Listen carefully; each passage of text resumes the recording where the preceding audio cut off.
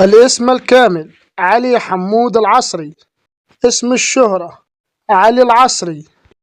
علي العصري هو إعلامي ومعلق رياضي بارز يعد أحد أعمدة التعليق والبرامج الرياضية في اليمن.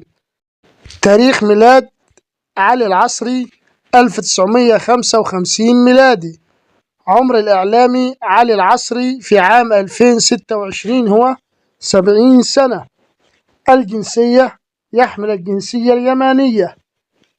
الديانة: الإسلام.